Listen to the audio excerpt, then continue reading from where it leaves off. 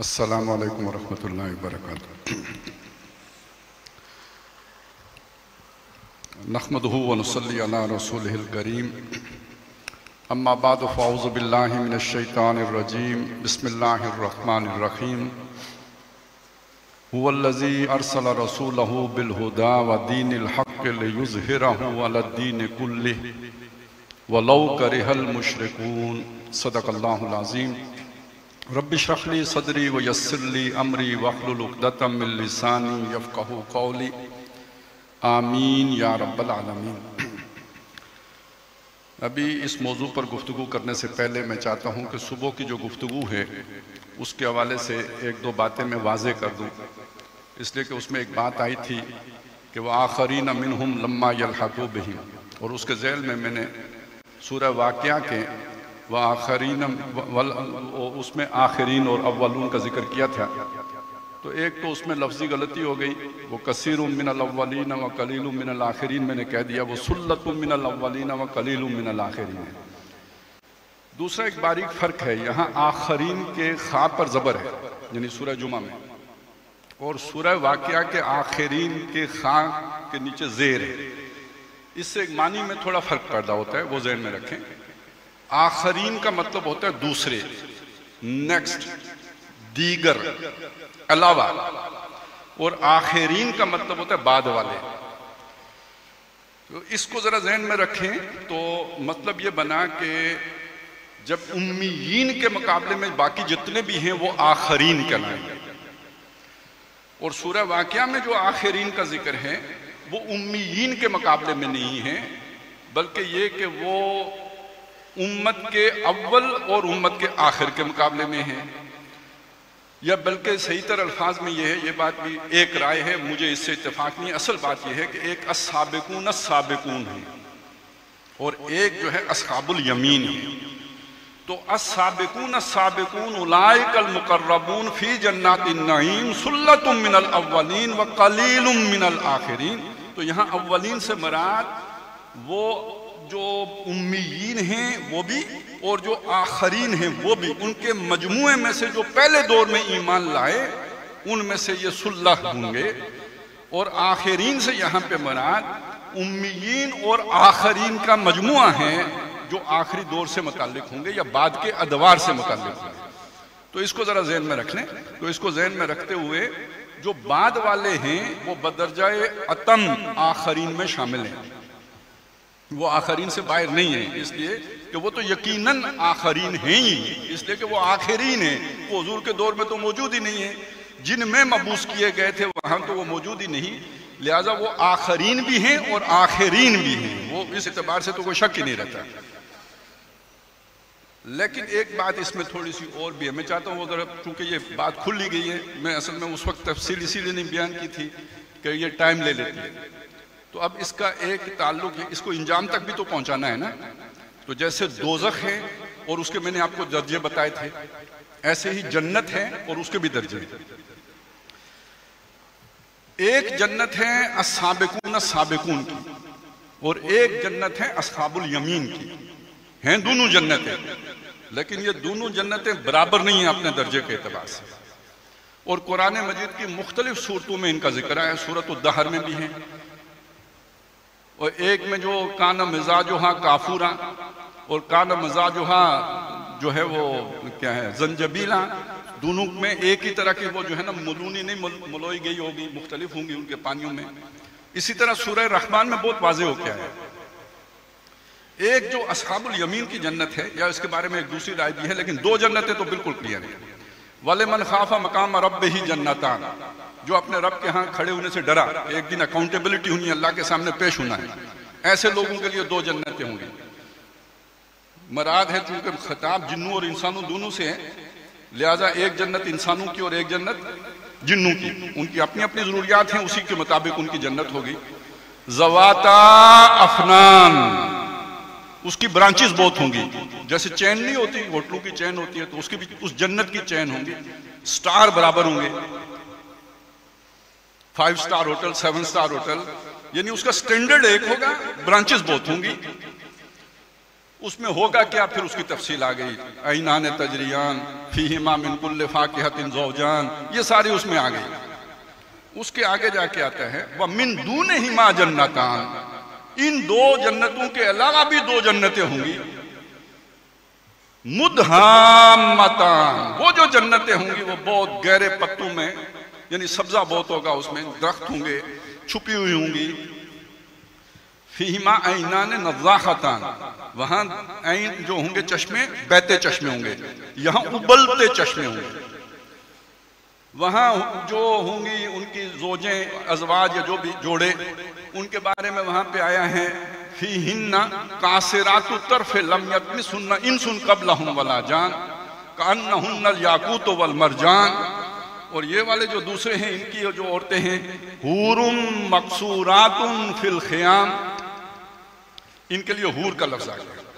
अब ये हूर के लफ्ज को जरा ज़हन में रखें तो वापस सूरह वाक़िया की तरफ आए। सूरह रहमान सूरह वाक़िया जुड़ी हुई है, मुत्तसिल है। तो सूरह रहमान में अस्साबिकून, अस्साबिकून के साथ हूर का लफ्ज आया है। यतूफ़ु अलैहिम विल्दानुम मुखल्लदून बिअक्वाबिन व अबारीक व कासिम मिन माईन ला युसद्दऊन अन्हा व ला युनसिफून व फाकिहतिन मिम्मा यतखय्यरून व लख्म तैरिन मिम्मा यश्तहून व हूरुन ईन। और वो जो दूसरे हैं अस्हाबुल यमीन, या जिन्हें वहां पे कहा गया अस्हाबुल यमीन, सूरह काफ में, सूरह वाक़िया में अस्हाबुल यमीन कहा, और सूरह वाक़िया में जिन जन्नतों का पहले जिक्र आया वहां हूर का जिक्र नहीं है। यहां अस्हाबुल यमीन के साथ हूर का लफ्ज नहीं आया। औरतों का जिक्र है लेकिन हूर का लफ्ज नहीं आया। इसलिए अगर उस नज़्म कुरान को सामने रखें तो अस्साबिकून, अस्साबिकून दर हकीकत उन जन्नतों के वारिस बनेंगे जहां पे वो हूरुम मकसूरातुन फिल खियाम है। ये 7 स्टार जन्नत है। और ये जो अस्हाबुल यमीन हैं ये भी जन्नत में जाएंगे, लेकिन ये 5 स्टार जन्नत है। अब इसे अगर आप लेके जाए ना, देखें सूरह रहमान, सूरह रहमान के बाद सूरह वाक़िया, फिर कौन सी सूरत है? सूरह हदीद। और सूरह हदीद में क्या बात आई? ला यस्तवी मिनकुम मन अनफका मिन क़ब्लिल फ़त्ह व क़ातल, जो फतह से पहले इस्लाम की गुर्बत के दौर में इस्लाम के साथी बनकर खड़े हो गए, ये बराबर नहीं हो सकते उनके मन अनफका मिन बादिल फ़त्ह व क़ातल, जो फतह हासिल होने के बाद, इस्लाम को गालिब हो चुकने के बाद जो लोग इस रास्ते पे चले, ये उनके बराबर नहीं हो सकते। लेकिन कुल्लन वादल्लाहुल हुस्ना, सबके साथ अल्लाह का अच्छा वादा है, बराबर तो नहीं है। तो एक अस्हाबिकून, अस्साबिकून है जो अव्वल इस्लाम में आ गए, एक वो है जो बाद में इस्लाम में आए। जब इस्लाम गालिब हो गया, ट्रेंड बन गया, तो वो भी आ गए। वादा दोनों के साथ अल्लाह का अच्छा है। लेकिन एक वो हैं कि जिन उलाइका आज़मु दरजतम मिनल लज़ीना अनफ़क़ू मिन बादु व क़ातलू। अब पिछली सूरतों के साथ जोड़ के देखें तो अस्साबिकून, अस्साबिकून का जो दर्जा है फी जन्नातिन नईम, ये वो जन्नत है, ये मुकर्रबून की जन्नत है, अर्श अजीम के नीचे वाली ये जन्नत है। बाकी सारी कायनात ही जन्नत है। अर्दुहा का अर्ज़ समाए वल अर्द, उस जन्नत का फैलाव होगा जैसे आसमान और जमीन का फैलाव है। तो ये कोई जमीन जितनी थोड़ी होगी, पूरी कायनात जिसकी वुसअतों का आज तक इंसान को पता नहीं लगा, ये सब की सब जन्नत होगी। और पता नहीं कितने कितने मरीख है कि एक जन्नती के जो है ना बादशाही में होंगे। वैज़ा रायता सम्मा रायता नईमम व मुल्कन कबीरा, बादशाही होगी बहुत बड़ी। तो ये जरा एक मजमून चले, थोड़ा बशारत भी आपको दे ही दे इस सूखे माहौल में, कि इस दौर में मेहनत करने वाले कलील होंगे, थोड़े होंगे, लेकिन इस्लाम की गुर्बत के साथ खड़े होने अस्साबिकून, अस्साबिकून हैं। इनका दर्जा बहुत बुलंद है। और जब इस्लाम को अमारत मिल जाए, मेहदी आ जाए, ईसा अलैहिस्सलाम आ जाए, तो फिर तो ईसाई भी मुसलमान हो जाएंगे ना। तो ये वो चीज़ थी जो उसका एक थोड़ा सा कर्ज था, मैंने चाहा कि वो बात क्लियर हो जाए। अब आ जाए इस मौजू की तरफ। लेकिन इस मौजू पर आने से पहले मैं ज़रा आपकी तवज्जो ले जाना चाहता हूँ पहली जो तलावत हुई थी उसकी तरफ। सूरह अनाम का रुकू नंबर 10 है, जो आयात आपके सामने पढ़ी गई थी, उनका तर्जमा नहीं हुआ था। मैं उसका खुलासा आपके सामने रख देता हूँ। सूरह अनाम में एक बहस चल रही है। हज़रत इब्राहीम अलैहिस्सलाम का मुकालमा अपनी कौम से होता है। वो उन्हें वो आपने वो वाकया याद होगा, चांद कब पूछते हैं, वो फिर सूरज का होता है, वो सारी बात। उसके बाद कुरान कहता है ये हमारी दलील थी जो हमने यानी इस्तिदलाल था जो हमने इब्राहिम को सिखाया। तिल का हुज्जतुना आतैनाहा इब्राहिम अला कौमी। फिर अल्लाह ताला इब्राहिम पर और इस इंसानियों के ऊपर जो अपना खास एहसान है उसका जिक्र करते हैं। ये वो हदायत है जो हमने इब्राहिम को दी। उससे पहले हमने नूह को हदायत दी थी, उसके बाद हमने इब्राहिम की औलाद में से मूसा को दी, ईसा को दी, दाऊद और सुलेमान को दी, अयूब और यूसुफ को दी, यहिया को दी। ये वो लोग हैं कि जिनको हमने हदायत दी। और इसमें अंडरस्टूड क्या है, ये वही सिलसिला है ए नबी जो आप तक पहुंच गया है, और ये अल्लाह की हदायत है। ज़ालिका हुदल्लाह, ये अल्लाह की हदायत है। यादी मन यशा, जिस इसके जरिए से वो हदायत देता है जिसको चाहता है। और अब ए नबी आप ये हदायत किसको दे रहे हैं? अल्लाह की हदायत है, आप तक पहुंच गई है, आप इनको दे रहे हैं मक्के वालों को। फ़इन यकफुर बिहा हाउलाए, अगर इस हदायत का इन लोगों ने इनकार कर दिया, मक्के वालों ने, वक़द वक्कलना बिहा कौमन लैसू बिहा बेकाफिरीन, हम अपनी इस हदायत का वारिस उस कौम को बना देंगे जो इसकी नाशुक्री नहीं करेगी। मक्का नहीं तो मदीना से। अब इस पूरी बात में जो पैगाम है, असल पैगाम, वो ये है कि ये हदायत गुम नहीं हो सकती। वो ये है कि इस हदायत के मुकाबले में कोई काउंटर नैरेटिव कभी कामयाब नहीं हो सकता। ये फैलेगी, फूलेगी, बढ़ेगी, ताकत पकड़ेगी, तवाना होगी। और अगर ये लोग इसे नहीं मानेंगे, कोई परवाह नहीं, दूसरे लोग आ जाएंगे। इसने उठना है, उठना इसका मुकद्दर है। जो इसके साथ जुड़ जाएगा वो इसके साथ उठेगा, और जो इसे छोड़ेगा वो पटका जाएगा, वो जलील होगा। तो गोया तुम्हारा उरूज, तुम्हारी तरक्की, तुम्हारा तरफ़्फ़ो इस हदायत के साथ जुड़ने में है, और इससे कटने के नतीजे में जिल्लत है, रुसवाई है, खराबी है, बर्बादी है। ये बिल्कुल वही बात है, वो जमाने में मुअज़्ज़ज़ थे मुसलमान होकर और तुम खार हुए तारिक कुरान होकर। यहाँ पे तो इसमें यानी मेरे लिए और आपके लिए बात क्या है असली? अल्हम्दुलिल्लाह हम उस हदायत के साथ जुड़े हुए हैं जिसने मिटना नहीं है, और जिनकी कसरत आपको नजर आ रही है वो उस चीज के साथ जुड़े हुए हैं जिसने मिट जाना है। इस दौर में सब मिट जाएंगे, हाँ बाकी वो रह जाएगा जो कायम अपनी राह पे है और पक्का अपनी हट का है। तो हट क्या है? हमारी अल्लाह की किताब, इसके साथ जो जुड़ गया उसको तरक्की है। अब यहां से इसको ज़हन में रखे, ये हुजूर तक हम पहुंचे सल्लल्लाहु अलैहि वसल्लम, उससे आगे 1500 साल और गुजर गया है। हम इसी सफर को लेके चलते, इसी तार को पकड़े, ये रस्सी थामे, आगे चले। कुरान मजीद ने सूरतुल मुद्दस्सिर में इस पूरी पिछली जिंदगी का एक, वैसे उस आयत की और तरह से भी तशरीह की गई है, मैं इस खास तरह से उसकी तशरीह आपके सामने रख, इस तनाजुर में रख रहा हूं, बाकी का वक्त नहीं है। फरमाया कल्ला वल कमर वल लैल इज़ अदबर व शम्स व सुबह इज़ा अस्फर। कल्ला नहीं, ये जो बातें ये कर रहे हैं ना, ये इनकार करने वाले मक्के वाले, ऐसी बात नहीं है, ये मिट नहीं सकता, कसम है चांद की। अब यहां चांद से मराद वो सारा सिलसिला है जो अभी मैंने आपके सामने बयान किया है, अंबिया का सिलसिला। और उसके बाद रात से मराद हजरत ईसा अलैहिस्सलाम से लेकर मोहम्मद रसूलुल्लाह सल्लल्लाहु अलैहि वसल्लम तक का दौर है, जिस जो दौरे फतरत कहलाता है, जिसमें वो सिलसिला मौकूफ रहा। चांद नहीं रहा, तारों की रोशनी फिर भी रही, लेकिन चांद नहीं रहा, जगमग करता चांद नहीं रहा। लेकिन ये अलामत है एक बात की, वह सुबह इज़ा अस्फर, और कसम है सुबह की जब वो रोशन हो जाती है, चांद की रोशनी खत्म होती है, रात अपना बिस्तर लपेटती है, सफेदाए सहर नमूदार होती है। ये मोहम्मद सल्लल्लाहु अलैहि वसल्लम अब सिराजम मुनीरा बन के आ रहा है, ये कमर नहीं है, ये सिराज मुनीर हैं। वो शम्मा उजाला जिसने किया 40 बरस तक गारों में, अब वो सिर्फ गारों में उजाला नहीं करेगी, एक रोज चमकने वाली थी कुल दुनिया के दरबारों में, तमाम दुनिया के दरबारों तक उसका उजाला पहुंचेगा, उसकी रोशनी पहुंचेगी। ये तो सूरज का काम है, ये तारों का काम नहीं है। ये चांद का काम नहीं है, ये तो जगमग जगमग करते सूरज का काम है।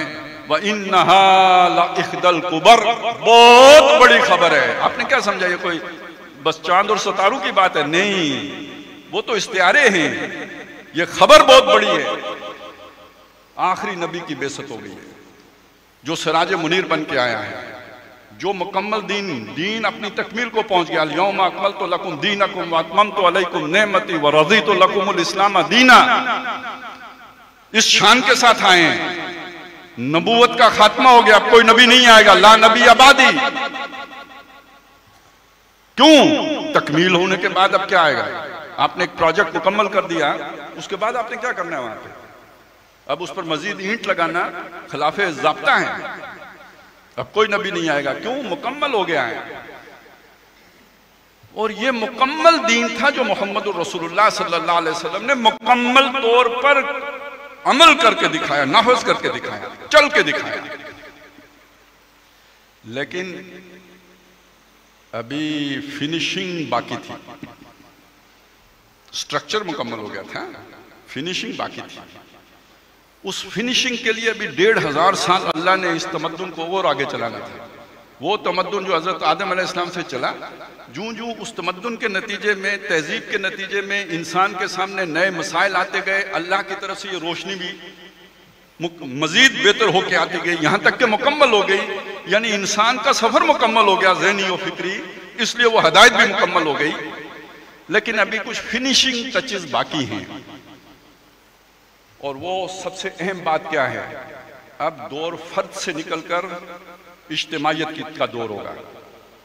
पहले जो काम शख्सियात करती थी, अब इदारे करेंगे। ये इदारों का दौर आएगा। और एक बात आप सोचें, वापस पीछे चलें तारीख़ इंसानी की शुरुआत पर, कि जब फरिश्तों से कहा गया सजदा करो, सबने किया इल्ला इब्लीस, सवाए इब्लीस के। 7 जगहों पे कुरान मजीद ने अल्लाह ताला ने ये वाक़या बयान किया है। हर जगह पे कोई ना कोई नया पहलू भी जरूर बयान किया है।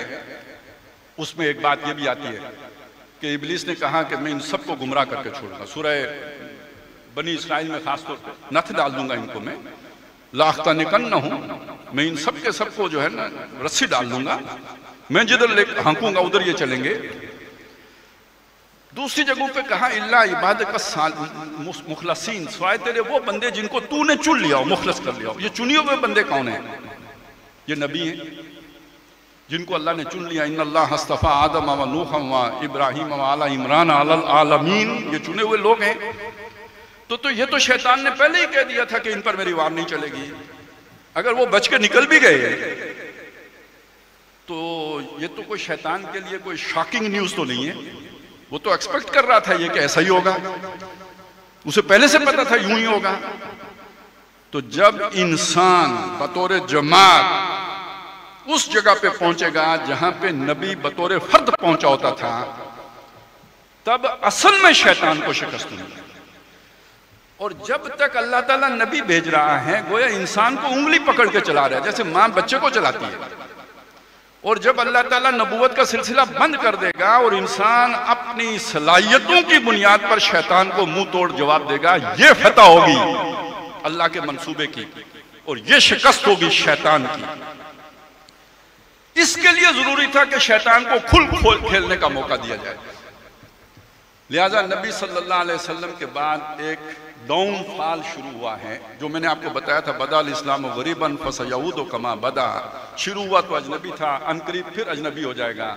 ये डाउनफॉल चलते चलते चलते चलते 1000 साल में बस शफक के तौर पर बाकी रह गया था। आप अगर सूरह इंशिकाक को सामने रखें तो वहां ये मजमून आया है। वहां पे भी कमर था, यहां पे भी कमर है। कल्ला वल कमर नहीं,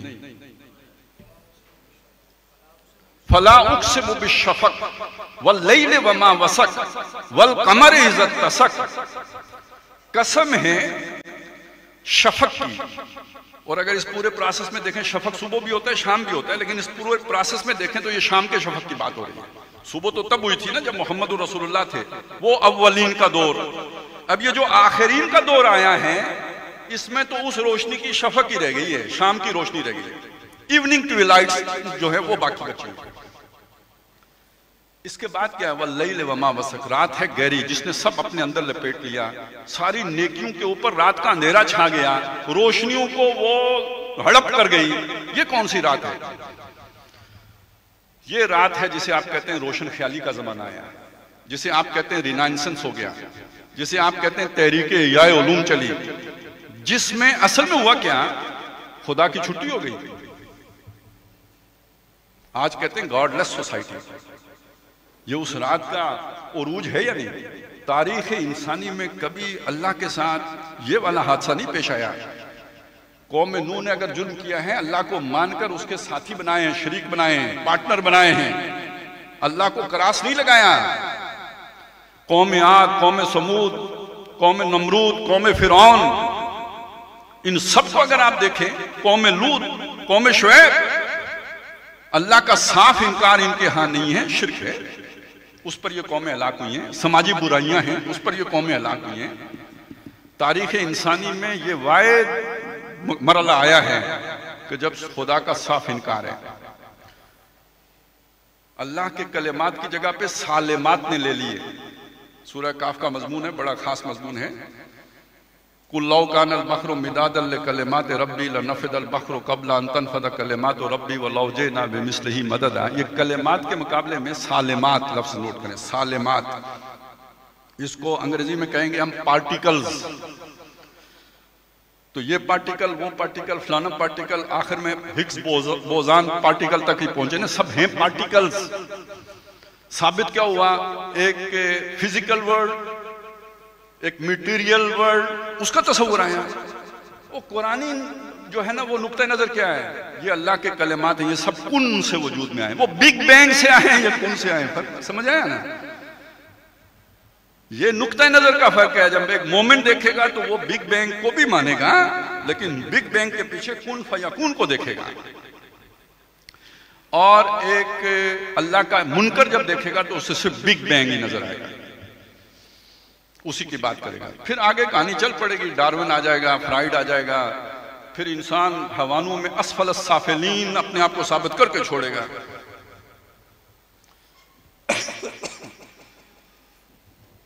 इससे बड़ी रात और क्या होगी? इंसान अपने मकामी से गिर, इससे बड़ी रात कोई हो सकती है? वो हदायत जो मोहम्मद रसूलुल्लाह सल्लल्लाहु अलैहि वसल्लम लेके आए, उसका बचा क्या? सियासी निजाम शैतान का, माशी निजाम शैतान का, समाजी निजाम। आज जिस हालत में हम मर्द घूमते हैं, इस हालत में आज से 200 साल पहले हमारे बुजुर्ग अपनी ख्वातीन को देख लेते तो बेहोश हो जाते हैं। तो जिस हालत में ख्वातीन घूमती हैं, उसको देख लें तो वो जन्नत से भी आगे निकल जाएगी। तो तसव्वुर कोई नहीं कर सकता था कि मुसलमानों के घरों में बेहयाई इस दर्जे में घुस आएगी। सुनते थे हम बचपन में कि भाई हर घर में नाच गाने वालियां होंगी, ये होगा, वो इस तरह की बातें सुनते थे, समझ नहीं आती थी कैसे होगा। और ये बात अपने अपने बैकग्राउंड की होती है। हमारे यहाँ तो ये होता था कि उस खातून को मुअज़्ज़ज़ औरत नहीं समझा जाता था जो कोई रंगीन कपड़े पहन ले, शोख कपड़े रंग वाले, उसे मुअज़्ज़ज़ खातून नहीं समझा जाता था। वो खास तरफ उनको निस्बत दी जाती थी उन कपड़ों को। आज किधर पहुंच गए? कपड़ों के नाम पर कुछ छींटड़े रह गए, और वो भी पसपा हो रहे हैं। टखनों से ऊपर की तरफ पसपाई, गिरेबानों से नीचे की तरफ पसपाई, और आस्तीनों से भी ऊपर की तरफ पसपाई। हर तरफ पसपाई का अमल जारी है। अब देखिए ये तोहमतें जो बाकी बची हैं कब तक रहती हैं? तो कहां गया आपका समाजी निजाम? कहां गया आपकी वो शादीशुदा फैमिली लाइफ का कॉन्सेप्ट? निकाह महंगा हो गया, बेहयाई अर्जा हो गई। तो इस सतह पर भी अब पाकिस्तान में भी ये पूछते हैं मां का नाम क्या है। आहिस्ता आहिस्ता आदत डाली जा रही है ना। अभी आपने बैंक अकाउंट खोलना है, मां का नाम। एटीएम जो है ना आपने जो है ना वो चालू करना है तो मां का नाम। आपने अपनी सिम को जो है ना दोबारा एक्टिवेट करना है तो मां का नाम। आपको बताया, कुछ समझाया जा रहा है, चुपके चुपके, आहिस्ता आहिस्ता, धीरे धीरे, सहज सहज। कोई वैल्यू स्ट्रक्चर है जो आपके दिमाग में उतारा जा रहा है। तो कहां गया समाजी निजाम? अब कहां गए वो आपके आइली कवानीन? फिर मुझे लोग कहते हैं यार तुम एक बंदे के पीछे पड़ गए हो, तो मैं किसके पीछे पड़ूंगा? आपके आइली कवानीन का जनाजा पहले तो निकाला था गुलाम अहमद परवेज ने, और अयूब खान ने उनको नाफिज कर दिया था। तमाम उलमा ने कहा यह गलत है, फिर भी नाफिज उल अमल हैं, लेकिन अवाम में तो उसका कुछ न कुछ थी ना, चल रहा था। अब सबसे ज्यादा फॉलो किया जाने वाला शख्स, सबसे ज्यादा लोगों के दिलों पर असर करने वाला फर्द, सबसे ज्यादा जिससे लोग मोहब्बत करते हैं, उसे देवता मानते हैं, उसके आशिक हैं, वो सबका माशूक है। यार आप सोचें, किसी शादीशुदा औरत को पहले से तय करके तलाक दिलवा के ले जाना, ये हमारे सोसाइटी के वैल्यू स्ट्रक्चर में कहीं फिट बैठता है? ये कोई मौलवी किसी की औरत निकाल के ले जाए तो कहेंगे मौलवी है, काम ही इसका यही है, चले बचत हो गई, कुछ नहीं हुआ माशरे को, मौलवी जहन्नम में गया। लेकिन ये अगर कोई ऐसा शख्स जिसके करोड़ों पर स्टार हों, वो ये हरकत करे, तो वो तो उसवाए हसना होगा ना, जिसपे सारे चलेंगे। आपको कोई समझ आई क्या सोशल इंजीनियरिंग हुई आपके साथ? ये कहानी नहीं है, ये महज कोई हवस प्रस्ती नहीं है। उसको क्या नहीं मुयस्सर था दुनिया में कि जहां अगर हवस ही होती तो वो पूरी करता, तो ना कर सकता। ये आपके सोशल फैब्रिक के ऊपर हमला है, इसलिए मैं कूदता हूं और इसलिए बातें करता हूं।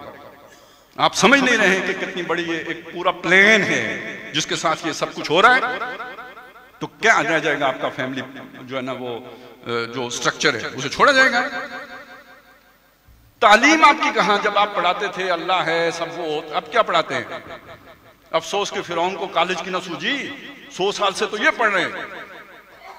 और मौलाना अमीन हसन इस्लाही ने फरमाया था कि इस निजाम तालीम से गुजरने के बाद अगर कोई मोमिन रह जाए, मुसलमान रह जाए, तो या तो कोदन है, बिल्कुल ही जिसे हम कहते हैं ना फारिग दिमाग से, गधा है, या मादरजाद वली है, जिस पर कोई मासूम अनिल खता समझ लेना, उसको क्या नुकसान पहुंचा।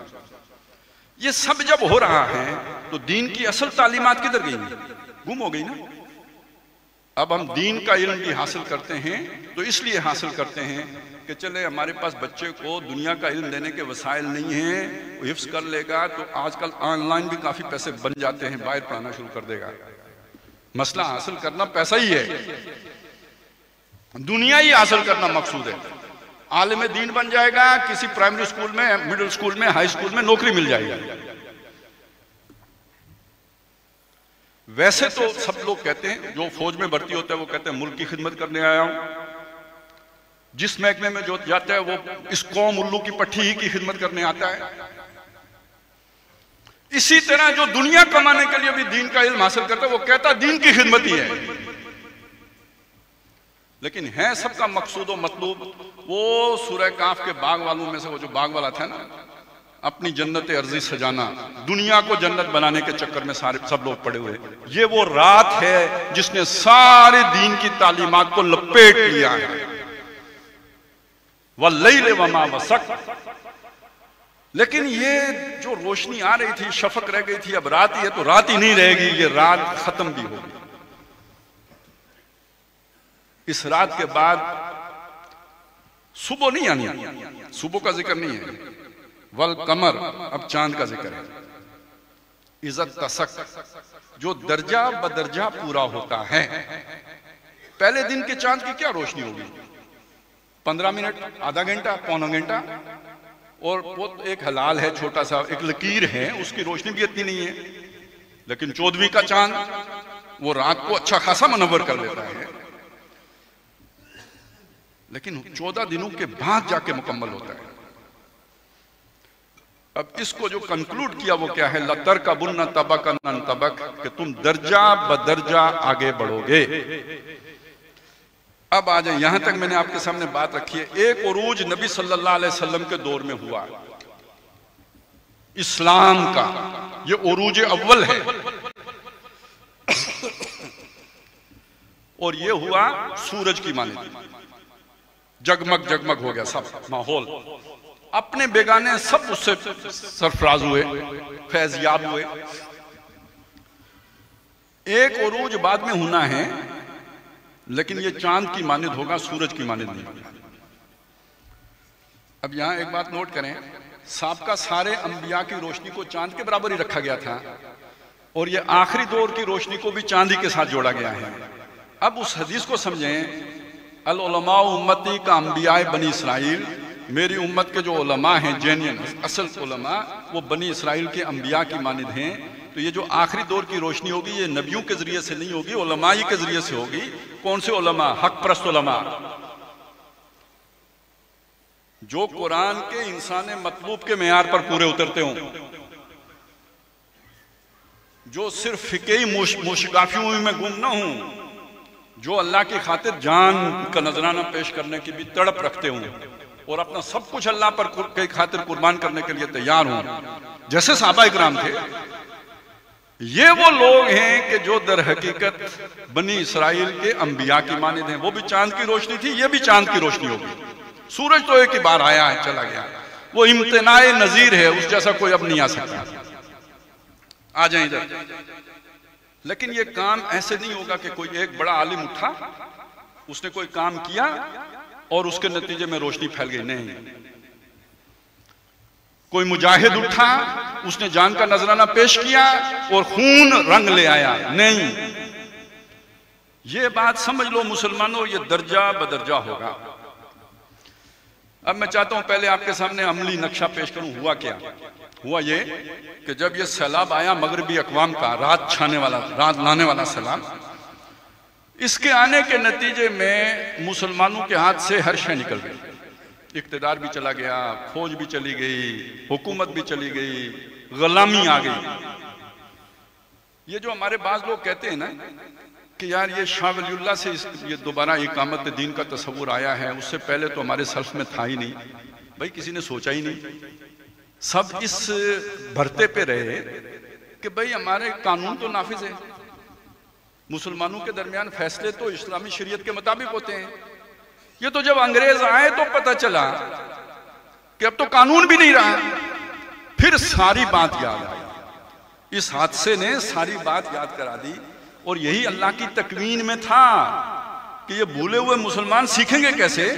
इन पर इन गोरों को चढ़ाओ, इन फ्रांसीसियों को चढ़ाओ, इन वलंदेजियों को, इनको इनके सैलाब इनके ऊपर लाओ, इन्हें याजूज और माजूज के हाथों रुसवा करो ताकि ये जागें। और अल्लाह ताला जगाता है, इसी तरह जगाता है।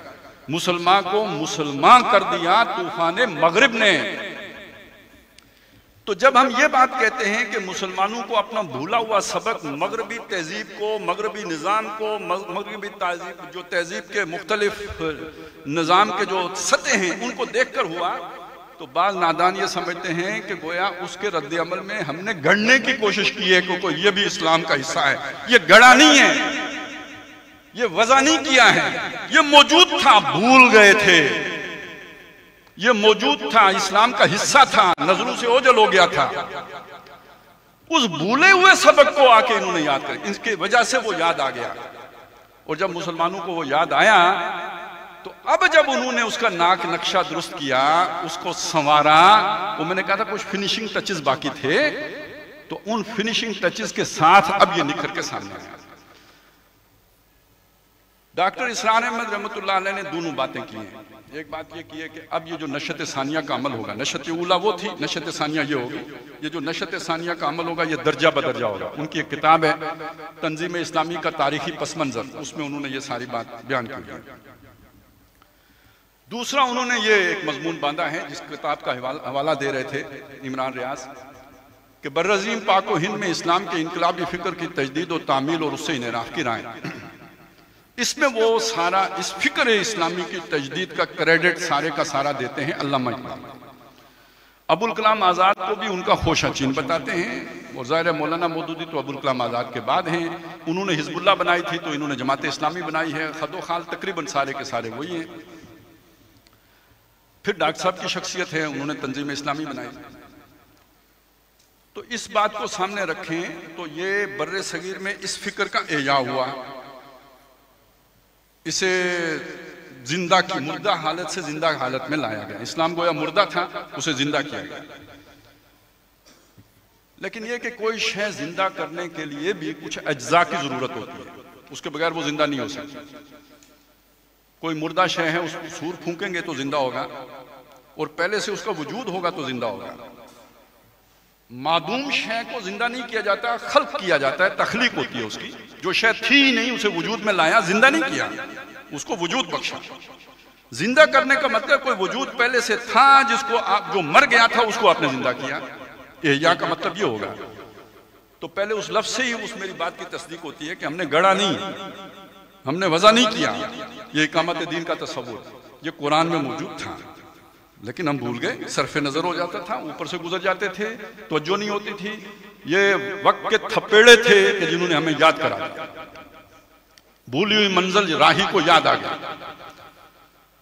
तो एहया का मतलब ये है, एक शय मौजूद है उसको जिंदा किया। दूसरा ये कि उसके लिए कुछ अज्जा चाहिए जिसके बगैर वो जिंदा नहीं हो सकता। इस पूरे अमल को मैं चाहता हूं आपके सामने रखूं कि एक बात, जब अंग्रेज आए हैं और वो अपनी तहजीब के साथ आए हैं और अपने सियासी गलबे के साथ आए हैं, तो देखें अवामी रुझान क्या होता है। ये कुरान की आयत नहीं है, मुझे नहीं पता हदीस है या नहीं है, लेकिन ये आलमी उसूल जरूर है। अन्नासु अला दीन मुलूकिहिम, लोग अपने बादशाहों के तरीके पर होते हैं। बादशाह अगर झूठ बोलेंगे, और झूठ बोलने को फिर ये नहीं समझा जाएगा कि झूठ बोलना कोई बुरी बात है, झूठ बोलने को समझा जाएगा ये बहुत सियाने लोगों का काम है। बादशाह अगर बेईमानियां करेंगे, बादशाह अगर खयानतें करेंगे, बादशाह अगर हरामकारियां करेंगे, तो लोग वही काम करेंगे, उसे एक बेहतर काम समझ। क्योंकि बादशाह एक बड़ा आदमी होता है, ट्रेंड सेटर होता है, बादशाह को फॉलो किया जाता है, तो उल्टे काम बादशाह करेगा, लोग उल्टे काम करेंगे। अब जब अंग्रेज आए या फ्रांसीसी आए या मगरबी अक़वाम आई, तो वो बादशाह बन के आए, और किस शान के साथ हैं। देखिए ना, हम भी तो कितने उनके परिस्तार बने। कि बात वो है जो उनकी तरफ से आए, चीज वो है जो यूरोप में बने। हम मशरक के मिस्कीनों का दिल मगरिब में जा अटका है,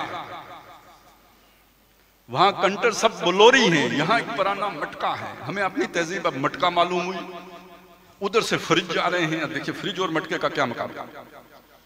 तो जब फ्रिज और मटके का नीक मुकाबला, तो जो मटका बनाने वाला है और जो फ्रिज बनाने वाला है वो बराबर हो सकते हैं। मेरे जहन में फ्रिज बनाने वाला बड़ा आला, उसको मैं यूं करके देखूंगा टोपी पकड़ के, और मटके बनाने वाले को यूं करके देखूंगा, तलपट हो गया। और मेरे भाइयों, अब सहाबा इकराम भी जाके इधर ही खड़े हो गए हमारे जहनों में। उनका जो मकाम है अल्लाह के यहाँ वो तो है, आज के इंसान के जहन में वो क्या रह गए? कोई काबिल तकलीद चीज रह गए? ट्रेंड सेटर हैं। सुन्नती व सुन्नतल खुलफाए राशिदीन महदीयीन की हैसियत उनकी बाकी रह गई। अब तो सुन्नत अमेरिका है, सुन्नत फ्रांस है, सुन्नत बरतानिया है, सुन्नत अंग्रेज है। दिल तो उधर जा अटके हैं, अब उसकी तरफ जाएंगे। तो फिर इसने जो जनाजा निकाला हर शय का, वो जो दाढ़ियां बुलडोज हुई, मूछें लंबी हुई, उल्टा हो गया ना। मूछें कटाओ दाढ़ी बढ़ाओ, रिवर्स हो गया। दाढ़ी मुंडाओ मूछें बढ़ाओ।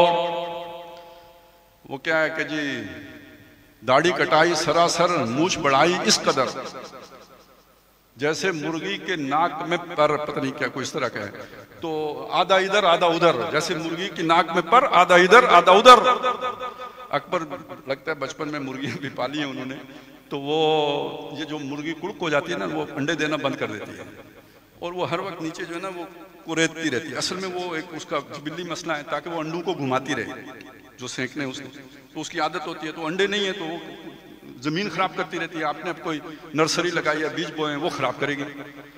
तो उससे बचने के लिए उसकी नाक में जो है ना एक लंबा पर दे देते थे, ताकि वो जब नीचे करके तो वो अपनी चूंच मारे तो वो पर नीचे लगे, तो उसे तकलीफ हो तो वो चूंच नहीं मारेगी। तो उसने कहा ये मूछे, वो मुर्गी के पर वाली मूछे रख ली है लोगों ने। तो खैर बात ये हो रही थी कि ये सारा जो तब्दीली आई है, तो अब किसकी सुन्नत है जिस पर अमल हो रहा है? हमने देखा है कि फैशन में उलझकर अक्सर तुमने असलाफ की इज्जत के कफन बेच दिए। नई तहजीब की बेरू बहारों के बस अपनी तहजीब के शादाब चमन भेज दिए। और बात यहां रुकी नहीं, मसला ईमान तक पहुंच गया। अब खुदा भी कोई अल्टीमेट रियलिटी रह गई, अल्टीमेट काज के तौर पर बाकी रह गया। जिन मुसलमानों में बाकी भी रह गया, कोई आखिरी हकीकत के तौर पर, कोई आखिरी इल्लत के तौर पर बाकी रह गया। वो खुदा जो अला कुल्ल शैइन, जिसका तारुफ कुरान कराता है, वो ज़हनों से निकल गया। फरिश्ते नेचुरल फोर्सेस हो गए।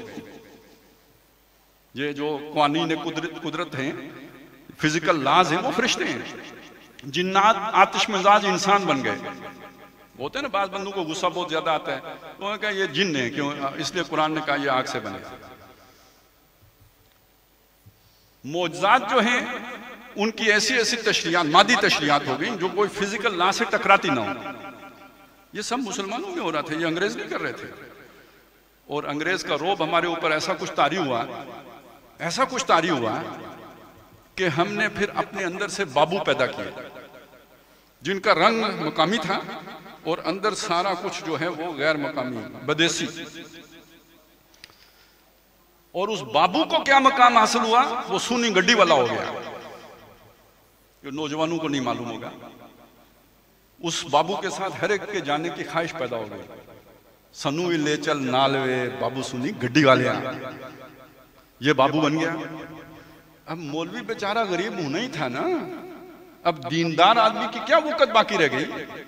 आप सोचें यही निजाम यूं ही चलता रहता तो कोई इम्कान दीन का बाकी बचता, कोई ईमान का नाम बाकी बचता।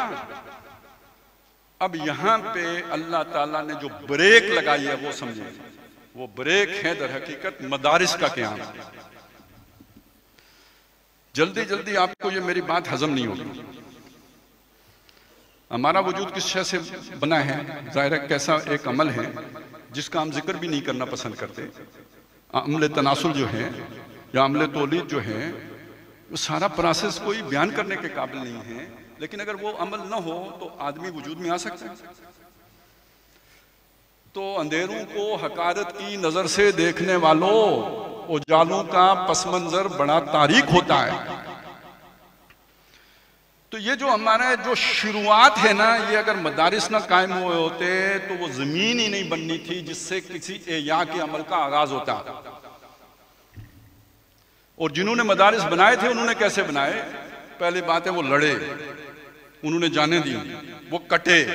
ये तहरीक शहीदेन कौन थी? ये वही लोग थे। ये आज़ादी की तहरीक 1857 की कौन लोग थे? वही लोग थे। ये कोई गांधी तो नहीं था, ये कोई हिंदू तो नहीं थे उसमें फ्रंट लाइन पे, ये मुसलमान ही थे। लेकिन जब ये सारी कोशिशें नाकाम हुई तो फिर सोचा, और जब सोचा तो फिर अपने दीन और ईमान को बचाने के लिए सोसाइटी से कट जाओ। ये सोसाइटी अब हमारी नहीं है। इससे जैसे वो बकरी लेके पहाड़ पे चढ़ जाओ, उसके तौर पर ये एक दरख्त है, इसके नीचे अपनी एक मजलिस सजाओ, काल अल्लाह व काल रसूल कहो, ये मादी दुनिया से किनारा कशी इख्तियार करो। ये पहला मरहला है, ये रेजिस्टेंस का आगाज है, ये मजामत का अव्वलीन पत्थर है, इसे समझें। यही वो लोग थे जिन्होंने वो शनाख्त, अपनी इस्लामी शनाख्त बाकी रखी, जितनी कुछ थी बची हुई, उसका तहफ़्फ़ुज़ किया। फिर इन्हीं में आहिस्ता आहिस्ता वो लोग पैदा हुए कि जिन्होंने फिर नए फिक्र की बुनियाद, कच्ची कच्ची बुनियाद रखी। इनकी तालीमात के नतीजे में कोई अल्लामा इकबाल उठा होगा। अल्लामा इकबाल को पहले हाथ किसके लगे थे? किसी मौलवी के लगे थे। अगर वो मौलवी ना बाकी बचा होता तो इकबाल कहां से आता?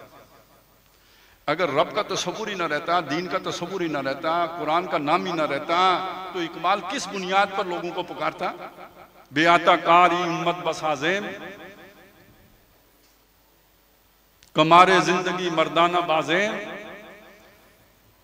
तो ये बातें कुछ ना कुछ बाकी रखी गई, जिसकी बुनियाद पर अगली बात हुई और फिक्र इस्लामी की तजदीद के अमल का आगाज हुआ। और ये हकीकत है, अगर वो काम ना हुआ होता, ये जो दो कौमी नजरिया बाद में वजूद में आया, ये भी वजूद में नहीं आ सकता था। कौमें ही एक हो जाती, जैसे अकबर ने कोशिश की थी, एक हो जाती, तो फिर पाकिस्तान बनने का सवाल कहां से पैदा होता? और फिर एयाए दीन और इकामत दीन का तस्वुर कहां से पैदा होता है? तो इस बात को माने, पहला दर्जा, फर्स्ट स्टेप, पहला कदम वो है। अगला कदम है कौमी तहरीकों का वजूद में आना। ये आवाज अपनी जगह पे या आवाज, लेकिन ये कोई बड़ी ताकत नहीं बन सकी कि पब्लिक को मोबिलाइज कर सके। चंद लोग जो मुतारिक हुए, मुसलमान अवाम जिन्हें हम कहते हैं सवादे आजम, जिसे हम कहें मेन स्ट्रीम मुसलमानों की, वो इससे मोबिलाइज नहीं हुई। लेकिन मुसलमानों के अंदर एक कौमी जज्बा जरूर पैदा हो गया, हम मुसलमान हैं। अमल में जो कुछ भी है वो एक अलग बात है। लेकिन जैसे बंदा कहता है मैं चौधरी हूं, कोई कहता है मैं राजपूत हूं, तो ये जैसे ये वाला जज्बा होता है ना, इसी तरह मैं मुसलमान, हिंदू के मुकाबले में मैं मुसलमान, अंग्रेज के मुकाबले में मैं मुसलमान। तो ये मुसलमानी का जज्बा पैदा हुआ। इस मुसलमानी के जज्बे ने मुसलमानों के अंदर आजादी हासिल करने का जज्बा पैदा किया। अब आप सोचें, मूसा अलैहिस्सलाम जब फिरौन के सामने जाके खड़े हुए तो उनकी कौम क्या थी? गुलाम। उन्होंने फिरौन से जो मुतालबा किया वो क्या था? असल मुतालबा जो उसके सामने रखा, वो ईमान की बात भी जरूर की होगी, नबी का काम है ईमान की दावत देना। लेकिन कुरान मजीद ने जो उनका मुतालबा नकल किया है, जाके उनसे कहा कि बनी इसराइल को मेरे साथ जाने दो, इन्हें गुलाम बना के न रखो। यानी असल बात यह है कि मैं और बनी इसराइल तुम्हारी गुलामी से निकलकर किसी सहरा में जाकर आजाद जिंदगी बसर करना चाहते हैं, गुलामी की जिंदगी हमें गवारा नहीं है। तो हम तो गुलाम हो गए थे, उम्मत मुसलमान गुलाम हो गई थी। उस गुलामी से निकलने का जज्बा पैदा हुआ। जिन लोगों के दिलों में पैदा हुआ वो कोई बहुत पक्के ठक्के मुसलमान नहीं थे, वो कोई बुनियाद प्रस्त नहीं थे, उनमें बहुत सारी खराबियां थी, उनकी सोचों में बहुत सारी खराबियां थी। उनमें ऐसे भी थे जो मुसलमानों से कहते, क्या मुसलमानों तुम्हें शर्म आनी चाहिए कि तुम बाजारे हुस्न में जाते हो तो हिंदू औरतों को जाके पैसे देते हो, हालांकि तुम्हारे इन पैसों की ज्यादा हकदार मुसलमान औरतें हैं। यह सोच किसी न किसी दर्जे में आज भी पाई जाती है। इंडिया पाकिस्तान टेंशन हो जाए, कोई इंडियन फिल्म देख रहा हो, हम कहते हैं शर्म करो यार, इंडियन फिल्म ना देखो, यानी पाकिस्तानी देखो। और ये मेरे एक गाड़ी में मैं बैठा हुआ था, ये वाकया हुआ। उसने गाने लगाए हुए थे, उन दिनों कोई टेंशन थी, 2002 की बात है, वो जो बॉर्डर पे काफी परवेज मुशर्रफ के दौर में, तो उसने इंडियन गाने लगा दिए। उसने कहा भाई ये हम उनके साथ लड़ने वाले हैं, तुमने इंडियन गाने लगाए हुए, पाकिस्तानी लगाओ। तो ये एक कौमी जज्बा है। अब आप समझे ना, इसका इस्लाम से ताल्लुक कोई नहीं है, इस्लाम की तालीमात से कोई ताल्लुक नहीं है। लेकिन ये जज्बा जो जिस कौम के बारे में, वो कौम बनी मुसलमानी की बुनियाद पर है। तो ये जज्बा तुर्कों में भी पैदा हुआ, ये जज्बा अरबों में भी पैदा हुआ, ये जज्बा पाकिस्तानियों में भी पैदा हुआ। अब फर्क नोट करें, देखिए ये मदारस का तहफ़्फ़ुज़ कहां पे हुआ? तुर्की में, मिस्र में, अफ्रीका में, ये बर्रे अजीम पाक व हिंदी में। आजादी सबने हासिल की और अपनी अपनी कौमियत का नारा लगा के हासिल की। नख्नु अबनाओ, जो है अबनाओ फराइना, हम फिरौनों के बेटे हैं। मिस्र वालों ने कहा फिरौनों के बेटे, अतातुर्क हमारा अब्बा तुर्क है। और यहां हमने हासिल की, तो पाकिस्तान का मतलब क्या? ला इलाहा इल्लल्लाह। फर्क तो फिर भी हो गया, बाकी मुसलमानों के मुकाबले में यहां पे फर्क आ गया। मदारिस कहां बने? यहां बने। ला इलाहा इल्लल्लाह का नारा आजादी के लिए कहां लगा? यहां लगा। और उस फिक्र का एया कहां हुआ? यहां हुआ। ये बाकी दुनिया में जो वो फिक्र फैली है वो यहां से गई है। इख्वान का बहुत नाम लिया जाता है, आप जरा जाके उसको अच्छी तरह स्टडी करें। जो हसनुल बन्ना शहीद की जो तहरीक थी, वो जरा सा तबलीगी जमात का जरा एक्स्ट्रा मॉडल था और इससे आगे कुछ नहीं था। उसके अंदर ये जो फिक्र का तड़का लगा है, ये सैयद कुतुब शहीद ने लगाया है। और सैयद कुतुब शहीद दर हकीकत खोशा चीन है मौलाना मौदूदी के। तो वहां भी इधर ही से पहुंचा। इसलिए आज दुनिया में वो जो काउंटर नैरेटिव वाले हैं ना, वो सबसे ज्यादा जो ब्लेम करते हैं इन दो शख्सियात को करते हैं, सैयद कुतुब और मौलाना मौदूदी। गोया असल मिर्ची यहां से लगती है। ये तीसरा मरहला, मुल्क आजाद होगा तो आप इस्लाम को कायम करेंगे ना, गुलाम मुल्क में तो आप नहीं कायम कर सकते। यहां मैं एक अगली बात कहता हूं, आजाद सारे मुल्क हुए, उनमें पाकिस्तान भी था। 1947 का पाकिस्तान और 2024 का पाकिस्तान ताकत के एतबार से, अस्करियत के एतबार से, अपने दिफा के एतबार से दोनों बराबर है, 47 का और 2024 का। अगरचे के दो टोटे हो गया, सब कुछ हो गया, लेकिन आज के पाकिस्तान के ऊपर बराह रास्त हमला करने की जरूरत अमेरिका भी नहीं कर रहा। अगर आप कमजोर होते तो कब का इंडिया आपको निगल चुका होता, और मोदी सरकार कब गवारा करती। लेकिन आज भी आप दंदान शिकल जवाब देने के काबिल हैं। 1947 में तो नहीं थे, वहां कश्मीर पर कब्जा कर लिया, आप कुछ नहीं कर सके। और जब वो अभिनंदन जहाज लेके आया था ना, उससे पहले ये जो अभी रिटायर्ड हो रहा है आसिफ गफूर, इसने प्रेस कॉन्फ्रेंस की थी, उसने कहा था चंद सेकंड के लिए मुल्क की फजा में आके तो दिखाओ। और वो आए और फिर इन्होंने अपना आप दिखा दिया। ये फर्क हो गया या नहीं होगा? अब इसको आप यूं समझें, इर्तिका की बात करते हैं ना, लतर कबुन्ना तबक्कन, तबक को ज़हन में रखें, इसको ज़हन में रखें तो क्या मतलब हुआ। 47 में पाकिस्तान एक बच्चे की मानिक था। इसे तशबीह ना समझे, मिसाल समझे। जैसे संदूक में डाल दिया था हजरत मूसा अलैहिस्सलाम की वालिदा ने हजरत मूसा अलैहिस्सलाम को, कहां पहुंचाया? फिरौन के पास पहुंचाया। हमें अमेरिका की गोद में पहुंचा दिया।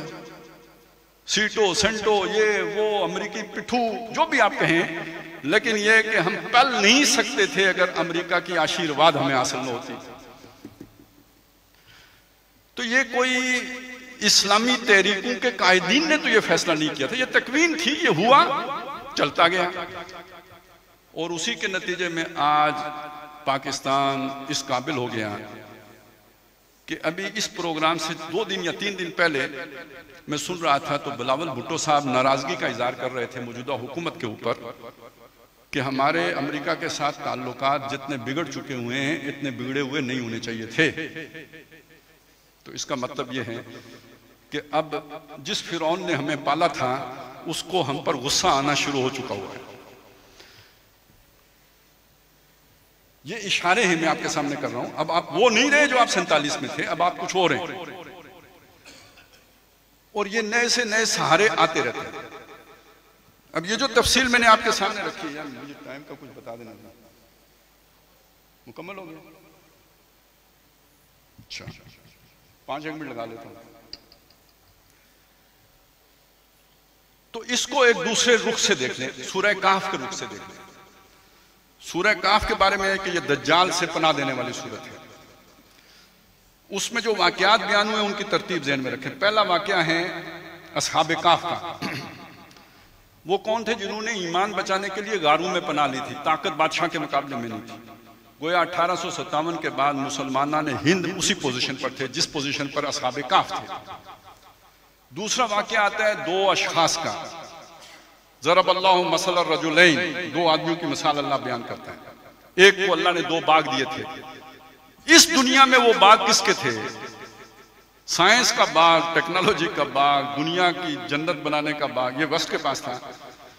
और गरीब मुसलमान और मगलूब और दबे हुए और मरऊब कि अपने अकायद को भी तब्दील करके अंग्रेज की मर्जी के मुताबिक बना रहे हैं। तो जैसे वो शख्स जो गरीब था, उसने अपने अमीर दोस्त को जैसे सही तस्वीर दिखाई थी, हिंदुस्तान की इस तारीख में आपको इसी जगह पे अल्लामा इकबाल खड़ा मिलेगा। जैसे उसने कहा था, फासा रब्बी अयोदियनी खैरम मिन जन्नतिका व युरसिल अलैहा हुस्बानम मिनस समाए फतुस्बिहा सईदन ज़लका। इसी तरह इकबाल ने उनकी आंखों में आंखें डाल के कहा था, तुम्हारी तहजीब अपने खंजर से आप खुदकुशी करेगी, जो शाखे नाजुक पे आशियाना बनेगा नापायदार होगा। आज भी हमारे बाबे कहते हैं कि अंग्रेज बहुत बेहतर था। तो जो उनको कह रहा है कि तुम्हारी तहजीब अपने खंजर से आप खुदकुशी करेगी, उसका विजन कुछ था ना, कहीं देख रहा था। तो वो आम मुसलमान नहीं था, वो बहुत ऊपर की बात कर रहा था। तो गोया हमें अपने इस्लाम के ऊपर एतमाद पैदा हुआ। ये एतमाद हमें आज़ादी की तहरीकों ने भी दिया, लेकिन ये एतमाद हमें दर हकीकत इन एआई तहरीकों ने दिया कि हमारा भी एक निज़ाम है और हमारा निज़ाम मगरिब के निज़ाम से बेहतर है। और ये इतना जोरदार जज्बा था कि इसकी वजह से पाकिस्तान बन गया। उसके बाद जो वाकयात आते हैं वो हैं असल में जो खिजर और मूसा का मामला है आपस में। उसको ये समझने के अल्लाह समझाता है कि मेरी तकवीन कैसे चलती है। बाज़ औक़ात नुकसान होता है, उसमें तुम्हारे लिए फायदे का पहलू होता है।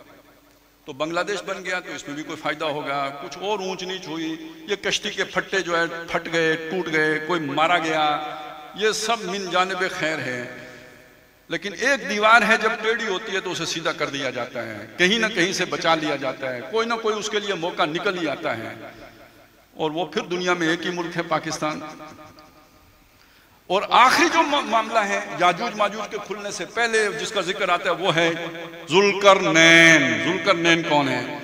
जिसने अल्लाह का आर्डर नाफिज किया हुआ है एक मुल्क के ऊपर, जो जंग करता है, जहाद करता है, किताल करता है और अल्लाह का निजाम नाफिज करता है। गोया इंजाम इसका क्या है इस पूरे सफर का? अस्हाबे काफ से शुरू होता है ग्रेजुअली, लतरकबुन्ना तबकन तबक, और पहुंचता है जुल्करनैन पर आलमी बादशाहत। जैसे ये आलमी गलबा दज्जालियत का था, ऐसे ही इसकी जगह पे आलमी जुल्करनैनी आर्डर आना है। ये है नशत सानिया की तकमील, वो जो मोहम्मद रसूलुल्लाह सल्लल्लाहु अलैहि वसल्लम की बेसत उमूमी का जिसका आगाज गज़वा तबूक से हुआ था, उसकी तकमील होगी आलमी निज़ाम खिलाफत की सूरत में, लेकिन होगी दर्जा बदर्जा। ये चीज समझने का नतीजा ये होगा, मैं आज अपने हिस्से का काम करूंगा, और इस चीज को अगर मैं न समझूं तो मैं वो काम भी करने की कोशिश करूंगा जो आज करने का है ही नहीं। तो अपने लम्हे को, अपने लहजे को, अपने वक्त को पहचाने, जिस जगह पर आप खड़े हैं उसे समझें, असरे हाजिर को पहचाने, और यहां पे जो आपकी परफॉर्म जो आपने करना है वो परफॉर्म करें, वो न करें जो आज से 50 साल पहले का था। उस वक्त अगर मदारिस बनाने थे वो उस वक्त की नीड थी, आज की शायद न हो, आज की नीड कुछ और हो। और जब जुल्करनैन आएगा तो जहाद का मरला आएगा, तो वो मरला होगा जब आपके पास वो ताकत होगी। आज की जरूरत शायद कुछ और हो। सबसे पहले अपने ज़ुरूफ व अवाल को पहचानना। इस एयाई सफर में, इस इर्तिका के अमल में, इस वक्त आप किस मंजिल पर हैं, किस वादी में हैं, किस मकाम पर हैं, और वहां आपसे क्या किरदार मतलब है। अल्लाह ताला ये फेम, ये फरासत, ये आंख हमें अता फरमाए ताकि हम अपने वक्त के मुताबिक अपना काम कर सकें, इंजाम दे सकें। अक़ूलु क़ौली हाज़ा व अस्तग़फ़िरुल्लाह ली व लकुम व लिसाइरिल मुस्लिमीन।